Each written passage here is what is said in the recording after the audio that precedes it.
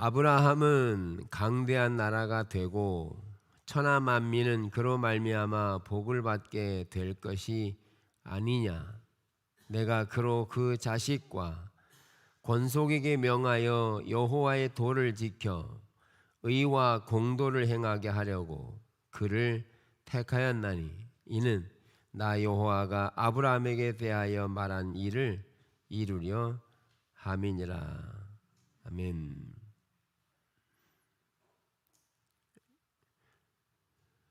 그리고 오늘 오후 2시에는 영어 예배 있습니다. 자, 우리가 선교적인 백성에 대해 나누고 있습니다. 선교적인 백성. 그래서 지난주에 몇 차례에 걸쳐서 나눈 내용을 좀 정리하고 넘어가면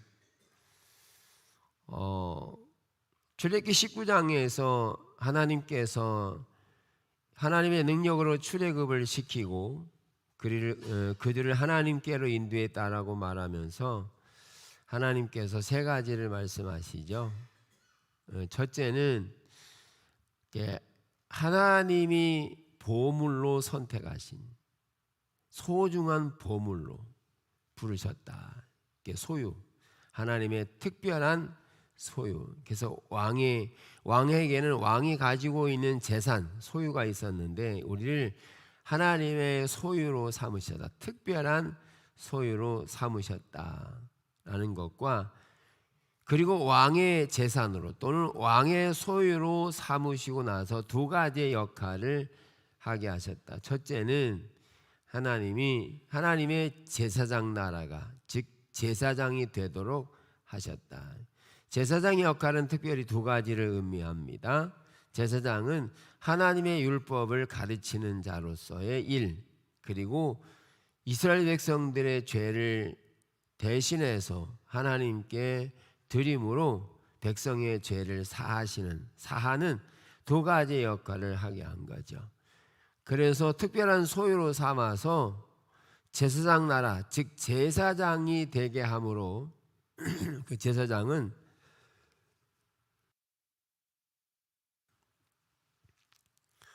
말씀드린 것처럼 하나님의 뜻을 전달하고 백성들의 죄를 사하는 특징적인 역할을 감당했는데 이 제사장이 없으면 하나님의 뜻을 전달하거나 또는 백성들의 죄를 사하는 직무가 해결되지 않는 거죠.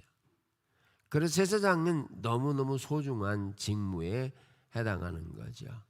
또 하나는 거룩한 백성이 되라는 거죠. 왜 그렇게 제사장의 나라가 되고 거룩한 백성, 즉 하나님이 말씀하신 윤리와 길을 따라서 그렇게 살아갈 때 그들은 거룩한 백성이 돼서 쇼윈도 백성, 본보기가 되는, 그래서 산 위의 도시로 거듭나는 백성이 돼서 결국 그들을 보면, 그 국가를 보면 하나님을 믿을 수 있도록 하게 하는 이런 내용들이 지난주까지 전해진 내용들입니다. 기억나시죠? 나시고 삶을 사셔야 합니다.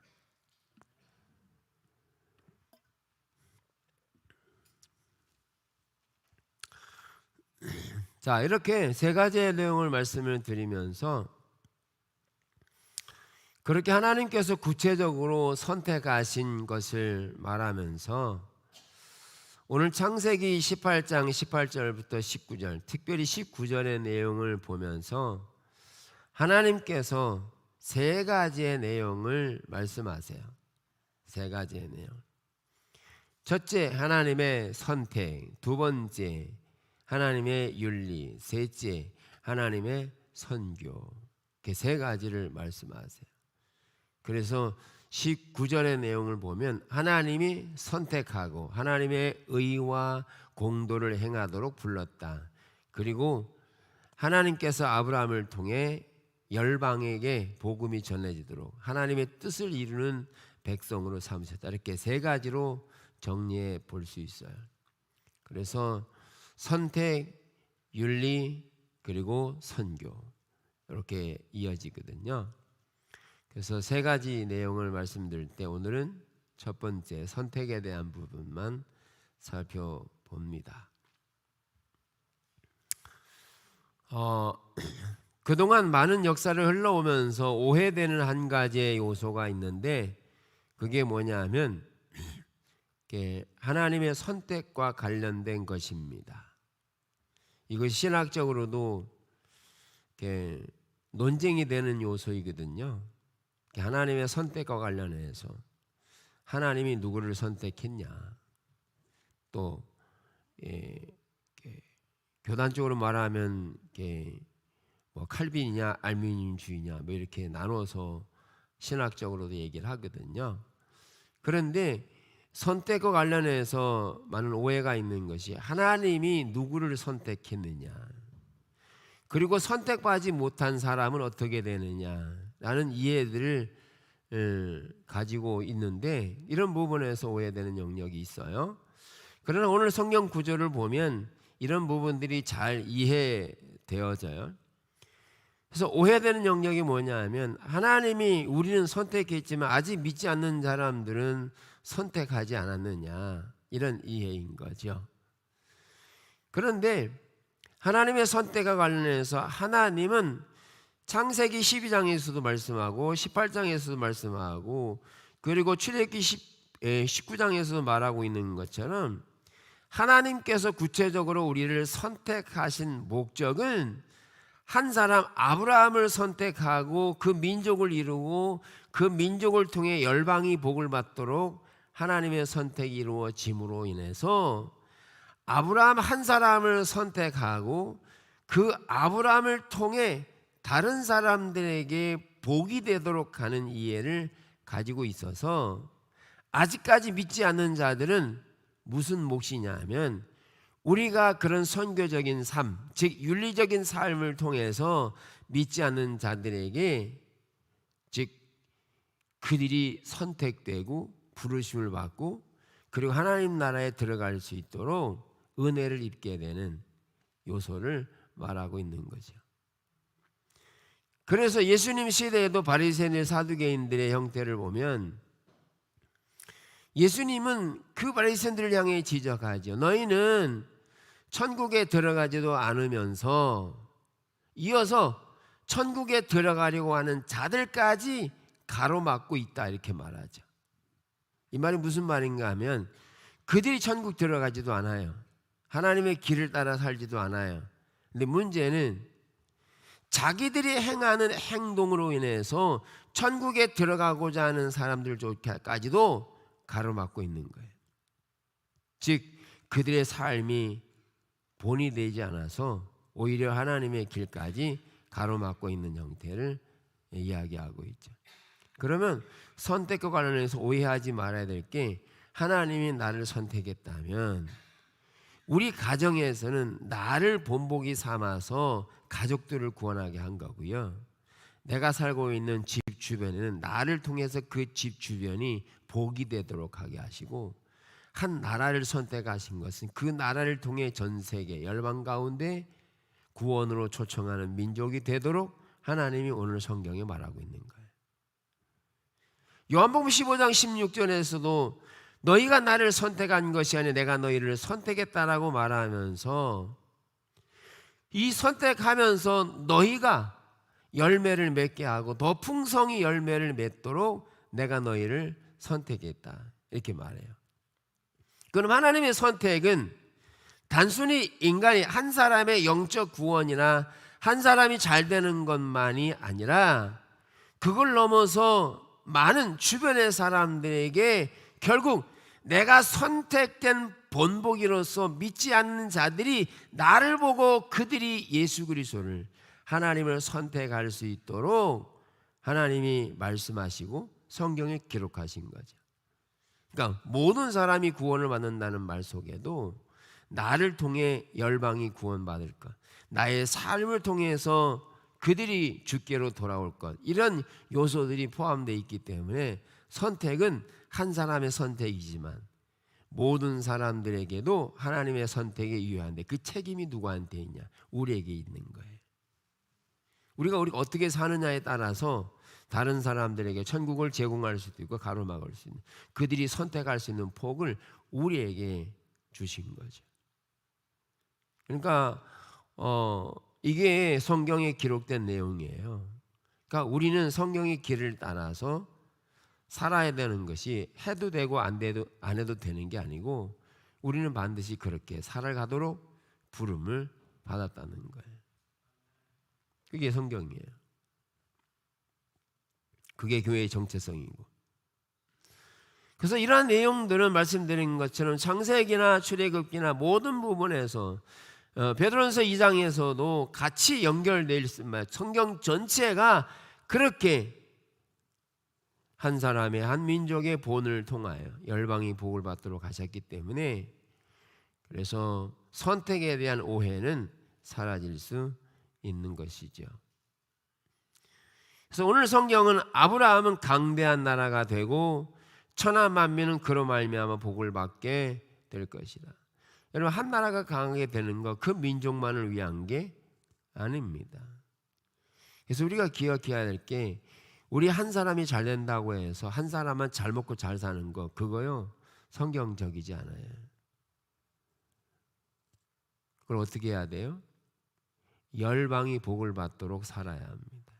물질을 쓰고 삶을 살고, 그렇게 해서 열방으로 하나님 주께로 돌아오고 열매 맺는 선교적인 삶으로 가는 게 매우 중요한 거죠. 하나님 그렇게 부르셨어요.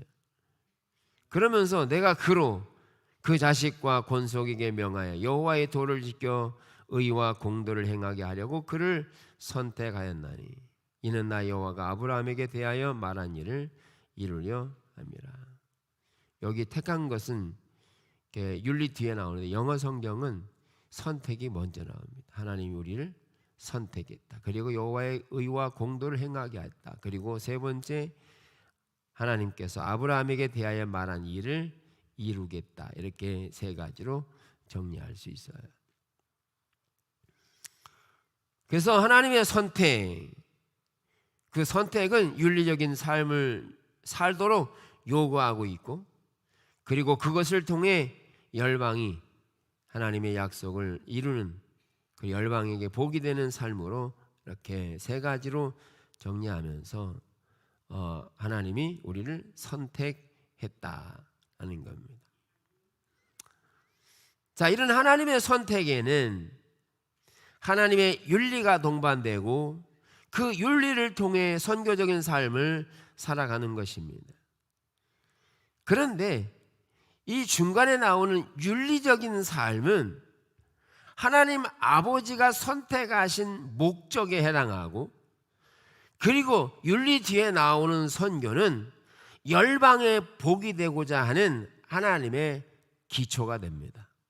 이게 따로따로 나누어진 게 아니고, 선택 윤리가 나눠진 게 아니고, 이게 하나인데, 윤리는 선택을 목적으로 하고 있어요. 목적으로 사용하고 있는 거죠. 선택의 목적. 그래서 크리스토퍼 라이트는 윤리는 선택의 목적이자 선교의 기초다. 그래서 하나님이 아브라함을 선택하신 것, 그것은 윤리에 해당하는 하나님의 성품을 배우고 그것을 윤리적으로 나타내는 공동체가 되도록 선택되었다는 거예요. 그렇게 윤리적인 삶을 통해 세 번째, 하나님은 하나님의 뜻과 목적을 이루어 가시게 된다는 거죠. 예를 들면 자동차로 말하면, 자동차를 구입했어요. 내가 어떤 그 대리점에 가서 자동차를 하나 골랐어요. 선택이죠. 그런데 이 자동차를 골랐는데 집에다가 고이 모셔두고 사용하지 않는 겁니다. 그럼 어떨까요?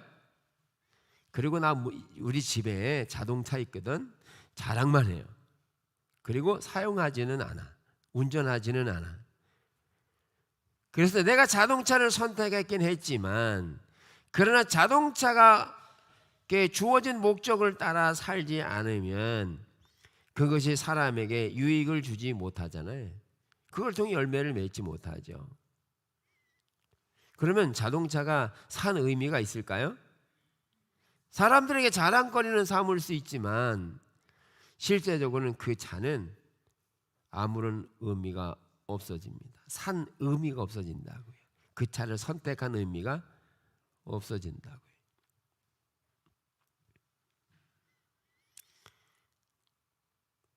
그래서 하나님의 선택은, 궁극적인 목적은 선택 자체보다도 그 선택하신 목적은 그들이 하나님의 성품을 따라 윤리를 배우고 그렇게 살아가는 동시에 궁극적인 목적은 그들이 열매 맺는 곳으로 선교적인 백성으로 살도록 부름받은 겁니다. 선택된 거예요.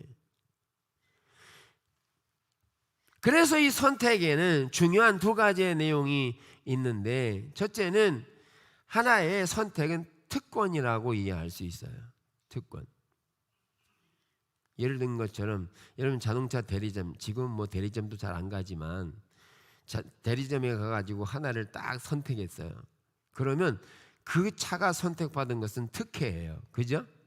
여러 가지 차 중에, 여러 종류의 차 중에 하나를 선택했어요. 특혜예요. 특권이에요. 그 차만 이 주인으로 부름받은 특권이에요. 예. 그러면 동시에 뭐가 주어지냐면 이 차는 그런 주인의 특혜를 따라, 선택받은 특혜를 따라 사용되는 책임을 가져야 합니다. 특혜와 선택과 책임이 동반된다는 거죠. 근데 하나님의 선택이 되었어. 근데 선택되었는데 그의 길을 따라 살지는 않아요. 차가 그 주인이 원하는 대로 살지는, 이게 운영되진 않아. 그러면 이 차의 선택은 의미가 없어집니다. 하나님 우리를 선택하시고 구속하셨어요. 그런데 그 구속한 대로 살지는 않아. 그러면 열매도 안 맺지만 선택의 목적이 특혜이긴 하지만 책임이 부여되죠. 그래서 이게 잘 볼 수 있는 게 마태복음 25장이죠. 마태복음 25장에서 뭐라고 말하죠? 양과 염소를 분류하면서 이 땅에 내가 어떻게 살았느냐. 즉 하나님의 선택과 관련해서 달란트에 비해서도 1개, 2개, 5개에 비해서도 그들의 특권이지만 그러나 어떻게 했느냐에 대한 삶에 대한 영역들을 따져 물으시는 거죠. 그래서 선택이라고, 구원받은 선택이라고 하는 것은 특혜, 즉 하나님의 은혜로 특혜를 입었지만 그러나 거기에는 동시에 윤리적인 삶을 요구받는 책임이 동반되는 거죠. 그래서 하나님의 부르심에는 후회함이 없지만 그러나 하나님의 부르심을 따라 살지 않으면 책임이 물어지는데, 한 달란트 받은 자가 책임을 다하지 않았어요? 그래서 어떻게 했어요? 악하고 게으른 종아, 내가 하나님이 누구인 줄 알았느냐. 그러면서 있는 것까지 빼앗기는, 책임이 동반되지 않을 때 그 책임을 물으셨다는 거예요. 그래서 선택과 관련해서 책임은 같이 동반되는 것이고, 그래서 아브라함을 부르셨을 때 아브라함은 그의 성품을 따라, 하나님의 성품을 따라서 그렇게 살아가고 선교적인 삶을 이루어갔을 때 아브라함이 하나님의 이름을, 하나님의 영광을 드러내는 그런 사람이, 나라가 되도록 하셨다.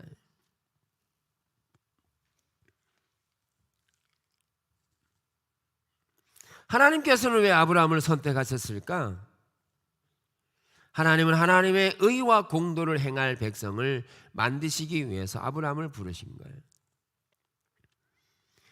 그래서 아브라함을 부르시고 나서 그를 통해 일하시기 전에 하는 작업이 뭐냐 하면, 그가 하나님의 의와 공도를 행할 수 있는 사람을 빚으십니다. 사람을 빚어요. 그래서 하나님만 의지하고 하나님의 윤리를 따라 행할 수 있는 한 사람을 세우는데, 그 기간에 25년의 기간 동안에 아브라함은 다양한 훈련을 받게 되죠. 그래서 자기가 다음 세대를 책임지는, 그래서 나중에 이삭을 하나님 앞에 드릴 때 하나님 앞에서 인정받고 책임지는 사람으로 세워지게 되죠. 그래서 그를 통하여 한 민족이 세워지는 이 일을 아브라함을 통해 이루셨다. 그래서 아브라함은 선택받음과 동시에 윤리가 같이 동반되는 것이다. 그래서 성경적인 윤리 없이 선교는 불가능하다. 성경적인 이해 없이. 자, 그래서 선택과 관련해서 세 가지의 내용을 말씀을 살펴볼 건데, 첫째, 선택이라고 하는 것은 하나님의 계획 중심에 선택된 하나님의 백성이 있습니다. 선택은 하나님이 일하시는 방식입니다. 하나님은 선택을 통해 하나님의 목적을 계시하고 그리고 성취해 가셨습니다. 하나님께서 아브라함을 부르셨어요. 그리고 모세를 불렀어요. 선택하셨죠? 그런데 하나님께서 아브라함이나 모세나 다른 하나님의 사람들을 불렀을 때 선택이었어요. 그런데 그 선택에는 하나님의 일하시는 방법으로 거기 하나님의 백성이 있었는데, 하나님은 그들에게 하나님의 뜻을, 하나님의 목적을 계시하셨다는 거예요. 그리고 그 목적을 계시하는 정도가 아니라 그 목적을 주시고 그 목적을 실질적으로 성취해 가시는 하나님이셨습니다. 그래서 모세를 예로 들어보면 하나님께서 어느 날 찾아와서 80대 된 모세에게 찾아와서 하나님의 목적을 계시하죠. 그래서 내 백성 이스라엘 백성들을 애굽으로부터 구출해내라고 하는 계시를 받게 되죠. 그랬을 때 모세는 하나님의 계시를 따라 순종하고 나아가죠. 그랬을 때 하나님께서는 모세를 통해 하나님의 뜻을 성취해 가는. 여기에 누가 있었어요? 여기 누가 있었어요? 모세가 있었어요. 또 누가 있었어요? 이스라엘 백성이 있었다는 거예요. 하나님께서는 하나님의 뜻을 이루어 가시기 위해서 하나님 혼자 일하시지 않습니다. 왜냐하면 하나님께서 온 우주 만물을 창조하시고 아담과 하와에게 하나님이 창조하신 것들을 다스릴 수 있는 권한을 부여하셨습니다. 이 말은 하나님이 다 하실 수 있는데 하나님이 청지기적인 소명을 사람에게 맡기셨다는 거예요. 사람에게. 그래서 하나님이 일하실 때 하나님의 방법은 하나님의 백성들을 세우는 것이고 그 하나님의 백성들을 통해 일하기로 작정하신 겁니다. 그래서 우리가 살펴본 것처럼 창조하고 타락되어지고 그리고 노아의 홍수가 일어나고 그리고 그들이 바벨탑을 사고 이런 가운데서도 하나님이 이 땅을 다시 심판하고 또 다른 새로운 나라를 세울 것인가, 아니면 이 백성들을 다시 구원할 이런 선택의 기로에서 하나님은 아브라함을 선택하셨다고 그랬잖아요. 그런데 그들이 타락하고 아브라함을 세울 때도 하나님은 한 사람을 통해서 한 백성을 통해 이루시기로 작정하셨다고요. 회복과 관련해서도. 그래서 하나님의 선택과 관련해서 뭐가 있느냐면 아브라함이 있고 모세가 있고 이스라엘 백성이라고 하는 하나님이 그들을 통해 일할 수 있는 한 사람 한 사람이 선택과 관련해서 필요하다는 거죠. 하나님의 창조가 그렇다니까요. 그걸 아담에게 부여하신 거니까. 그래서 하나님은 하나님이 만드신 아담과 일하기로 작정하셨고 오늘날 우리와 함께 일하시기로 작정하셨다는 거예요. 이게 성경의 이야기 전체예요. 아니, 누구와 일하세요? 예외 없이 이사야를 통해서도 이사야에게 찾아오시고 방문하시고 베드로를 방문하시고 한결같이 하나님은 그의 백성들이 필요했고 그들을 통해 하나님이 일하시기로 작정하신 겁니다. 그래서 하나님의 선택과 관련해서 반드시 거기에는 하나님의 백성이 있다는 것을 기억해야 합니다. 그래서 성경의 이야기를 6막으로 나누어서 설명드렸는데 그 6막 중에서 창조와 타락과 그리고 맨 마지막에 나오는 구속의 완성이라고 하는 이 세 가지는 하나님의 주권적인 역사이죠. 그런데 중간에 나오는 구속을 이루시는 이스라엘 백성들을 선택하고 구속의 성취, 그리고 교회의 선교, 이 세 가지에 대한 부분은 하나님이 인간인 사람을 통해서 일하시기로 작정하신 얘기예요. 그래서 하나님은 모세를 통해 일할 때 하나님은 모세가 필요했고 출애굽한 이스라엘 백성들이 필요했고 오늘날 우리의 소속된 교회가 필요하다는 거예요. 하나님이 일하시는 방식이에요. 그럼 우리가 하나님의 선택을 받은 것은 우리만을 위한 게 아니라 열방을 위해 선택되어진 것이고 우리가 먼저 산 위의 도시로 거듭나고 그런 삶을 살도록 우리는 부름받은 이 선택의 요인을 가지고 있는 거죠. 그러니까 우리가 왜 선택되었느냐? 열방을 위해 선택되었다는. 하나님이 일하시는 방법은 이처럼 이런 의미를 가지고 있음을 기억하셔야 합니다.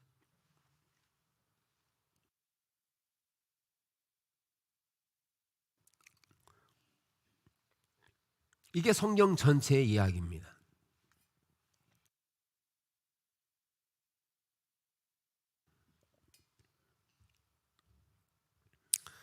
자, 이렇게 성경 전체의 이야기는 하나님이 하나님의 백성들을 통해 일하시기로 작정하시는 선택하시는 일이었는데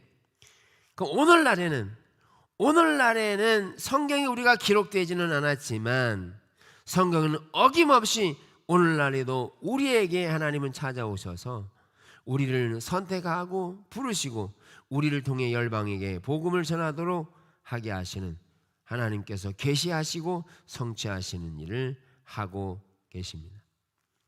그래서 오늘날 우리의 이야기는 성경에 기록된 이야기는 아니지만 주님과 함께 성경을 써내려가는 주님의 이야기 속에 포함된 그리스도인, 선교적인 백성으로 쓰여져야 합니다. 여러분 일기 쓰실 때 잘 쓰고 싶죠? 오전 8시에 밥 먹었다, 12시에 밥 먹었다, 저녁 6시에 밥 먹었다, 끝. 이렇게 쓰기 원하세요? 그런 분 한 분도 안 계시죠? 한 분도 안 계십니다. 어떻게 써야 하냐면 아침을 먹을 때, 점심을 먹을 때, 저녁을 먹을 때 그 먹는 의미가 포함돼서 써야져야 합니다. 누구와 함께 먹고 어떻게 먹고 즐겁게 기쁘게 이런 내용들이 포함돼야 되죠. 그렇죠?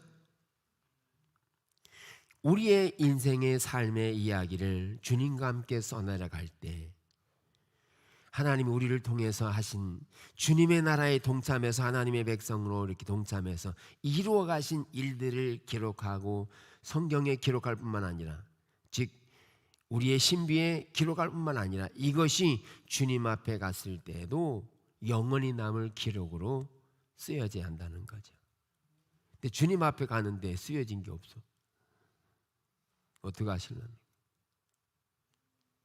주님과 함께 주님의 이야기 속에 내가 포함되어져 있어서 그 삶을 쓰여지도록 해야죠.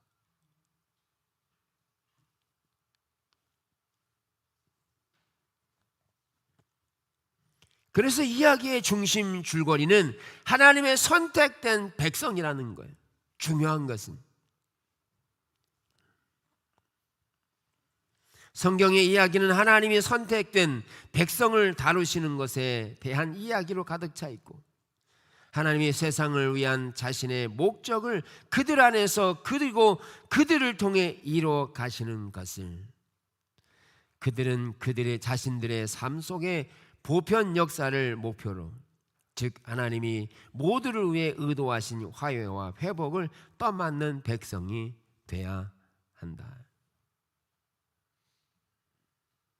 즉 타락으로 인해서 온통 죄악된 세상이 되어가고 있는데 이런 세상 속에서 우리는 창조의 원리를 따라 이 땅이 다시 회복되고 그리고 화해를 떠맡는 그런 백성이 돼야 되고, 그러기 위해 우리가 선택되었다라는 것을 이해하셔야 합니다. 그게 선택이라는 게. 그래서 하나님의 백성이 반드시 있어야 한다는 거예요. 선택된 백성이 없으면 하나님이 일하실 수 없잖아요. 하나님 일하실 수 없잖아요. 그래서 하나님의 입장에서 보면 우리가 절실히 필요해요, 안 필요해요? 절실히 필요하죠. 하나님의 영광을 드러낼 수 있는 길이 없어요.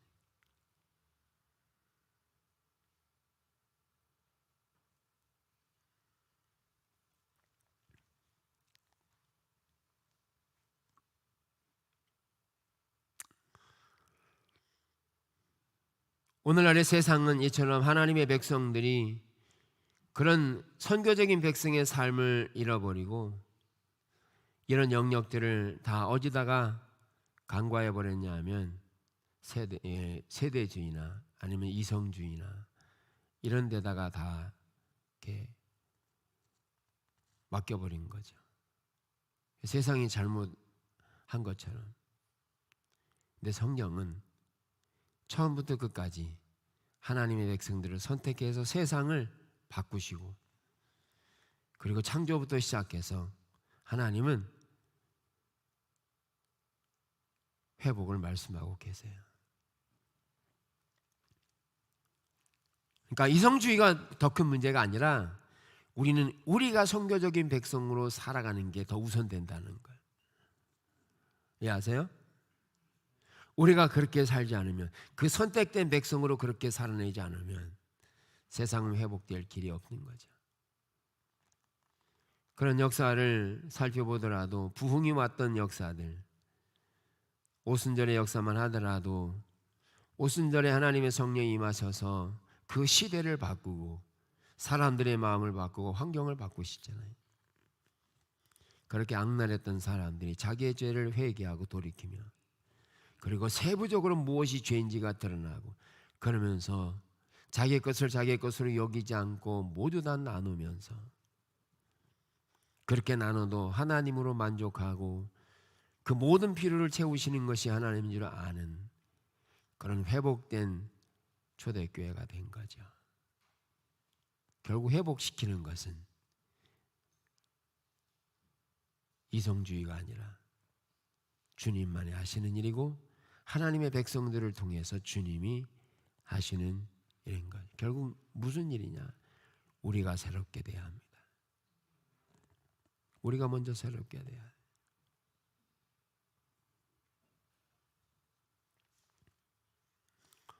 그래서 선택에는 하나님의 백성이 필요하고, 두 번째는 선택의 목적은 선교적입니다.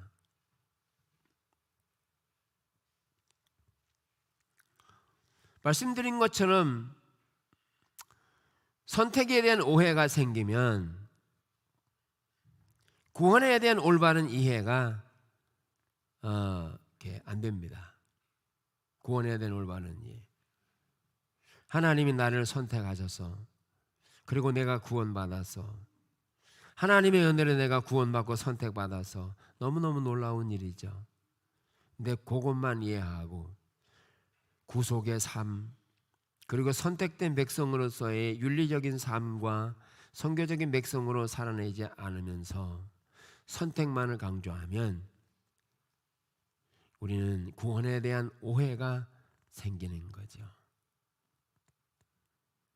성경은 구원을 말할 때, 선택을 말할 때 아브라함만 말하지 않고 아브라함을 통해서 열방까지 가는 이런 하나님의 이야기를 하고 있기 때문에,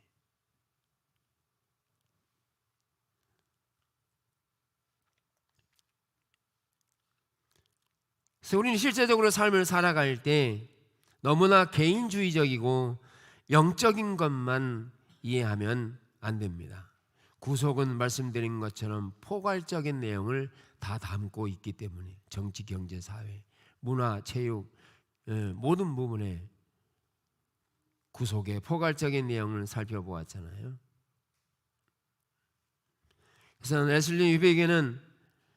구원을 집합적이고 우주적인 것으로 이해하면서 하나님의 구원 수단이 그 목적과 부합해야 한다고 이해하고, 하나님이 선택의 원리에 따라 우리를 다루실 수밖에 없음을 분명히 알 수 있다. 하나님께서 그들을 구원하는 수단을 통해 그 목적에 부합되는, 즉 열방으로 보내서 열방이 구원을 받도록 하는 구원의 수단을 사용하신다. 그러기 위해서 뭐 한다는 거예요? 우리를 빚으실 수밖에 없다. 빚어야 한다. 그러니까 아브라함 25년 동안 빚으신 거잖아요. 다윗을 20년 동안 빚으신 거잖아요.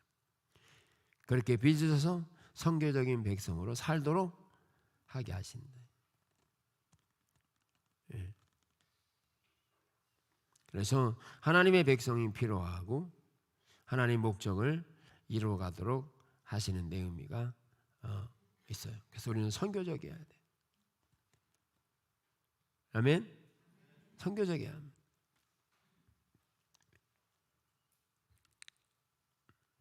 그래서 모든 사람이 선교사가 돼야 합니다. 우리가 말하는 해외 가서 선교하는 그런 거 말고 실제적인 선교사, 삶으로 살아내는 선교사.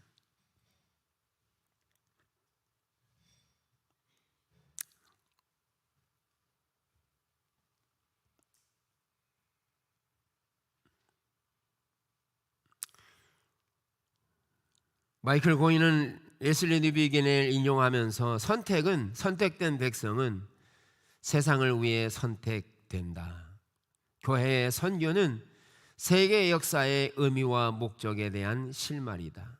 교회는 자신을 위해 존재하지 않으며 세상을 위해 하나님의 목적을 성취하기 위해 존재한다.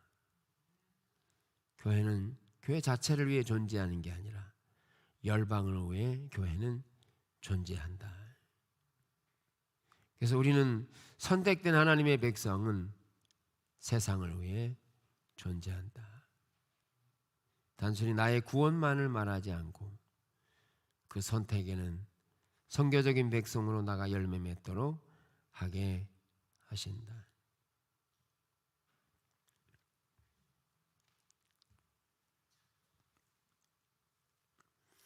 그런 선택된 하나님의 백성들은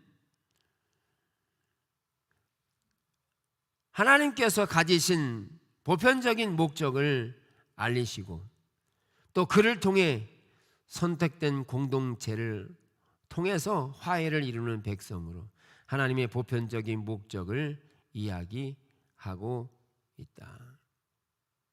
그래서 우리는 선택되어지고 그를 다루시고 빚으셔서 결과적으로 공동체를 화해시키고 그리고 공동체를 회복시키는 일에 선교적인 백성으로 보내지기 때문에 우리는 선택을 이해해야 한다. 여러분 스스로에게 한번 질문해요. 하나님이 나를 잘 선택하신 것 같아요? 하나님 나를 잘 선택하신 것 같아요? 나를 충성되이 여겨 내게 직분을 맡기셨다 바울이 말했어요. 우리는 하나님의 성품을 닮은 선교적인 백성을 말하면 겁부터 먹어요. 두려움부터 가져요. 그렇게 살아갈 수 있을까? 그거요. 물론 내적인 내면에서 나오는 요소일 수도 있지만 사단이 우리에게 주는 요소일 수도 있어요. 나의 힘이 되신 여호와 내가 주를 사랑하고 내게 능력 주시는 자에서 모든 것을 할 수 있다. 결국 이런 선택과 관련해서 우리를 빚으시고 선교적인 백성으로 만들어 가시는 일은 우리의 노력만으로는 불가능하다는 거죠. 누가 하셔야 되느냐? 결국 하나님이 하셔야 합니다. 잘 기억하십시오. 여러분 오랫동안 교회 예배 드리고 한다고 해서 선교적인 백성 되는 거 아닙니다. 몇 마디 이야기 나눠보면 선교적인 백성으로 전환되고 있는지 안 되는지 금방 압니다.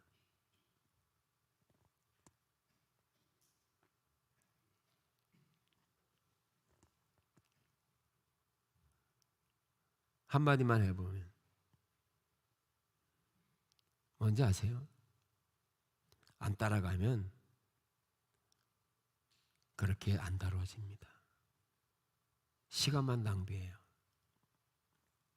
시간 낭비입니다. 똑같은 단어를 사용하고 똑같은 언어를, 똑같은 흉내를 낼지는 모르지만 하나님의 임재, 즉 하나님이 선택하시고 윤리적인 삶을 살게 하고 선교적인 백성, 이게요, 이론이 아닙니다. 실제입니다. 실제로 가는지는 안 가봐. 어떻게 알 수 있느냐? 똑같은 언어를 쓸지는 모르지만 똑같은 말, 배운 내용들까지 전달할 수는 있어요.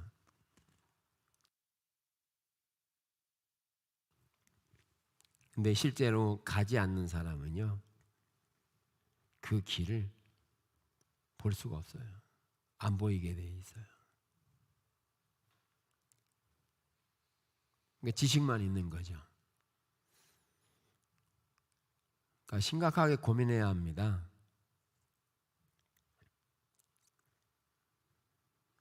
그래서 말씀을 전하니까 예 하고 아멘 하고 할 수는 있지만 실제로 따라가지 않으면요, 그 환경 속에서 어떻게 하나님의 길을 갈 건지 보이는 거 안 보이는 거요?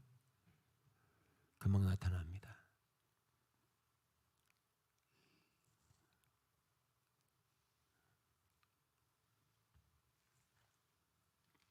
아무리 와 여기서 하나님이 나를 선택해서 구원받아서 그렇게 말할지는 모르지만 삶으로 돌아가서 환경 속에서 문제 만나면요, 하나님 날 구원하셨다는 거 깜깜하게 잊어버립니다. 곧바로 반응이 뭐가 나와요? 기쁨이 아니라 실망과 좌절 나올걸요. 걱정이 올걸요. 그거요, 하나님 안 따라가고 있다는 얘기예요. 금방 합니다. 그런데 심각한 건 뭐냐면 그렇게 자신이 빠져 있는데도 모른다는 거예요. 왜? 내가 의식이라고 하는 예배나 기도나 이걸 하고 있기 때문에 모르는 거예요. 처절하게 하나님 떠나고 그게 우상인지도 모르는 거죠. 그게 실제로 하나님 떠난 거예요. 그렇게 하나님이 우리를 선택했는데 거기만 머물러 있는 거죠. 차만 사놓고 자랑만 하는 거죠. 쓰지는 않고. 주님과 함께 내 삶이 동참해서 하나님과 함께 쓰여가는 하나님의 이야기, 그 포함된 이야기를 써내려가는 게 아니라 과거에 경험된 한 가지로만 치부하고 그렇게 이야기하는 거죠. 불쌍하지 한편으로.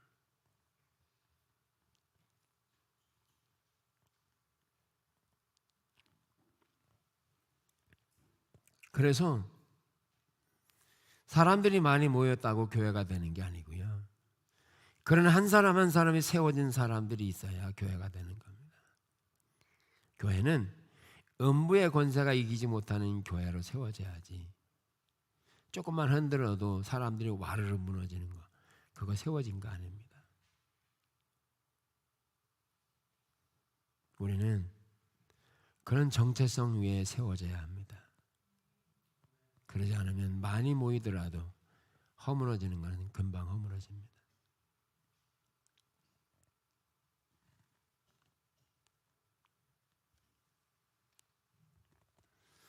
그래서 하나님의 선택을 말할 때 이런 세 가지의 내용을 포함해서 말씀을 드리면서 하나님의 선택은 하나님의 백성이 있어야 되고 그게 하나님의 의도와 목적이 있어야 되고 결국 선교적인 백성으로 하나님이 부르시기 위해서 우리를 선택했음을 기억하고 우리를 통해서 하나님이 하시는 일들이 나타나지 않으면 우리는 정말 심각한 거예요.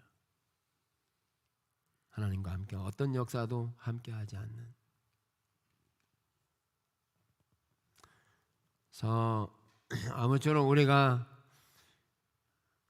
우리 주보에 처음 나온 것처럼 하나님 우리의 신앙이 뭔지를 확인하고 주님을 찾는 일에 온 마음을 다해야 되고 우리 신앙이 실제가 되도록 하셔야 합니다.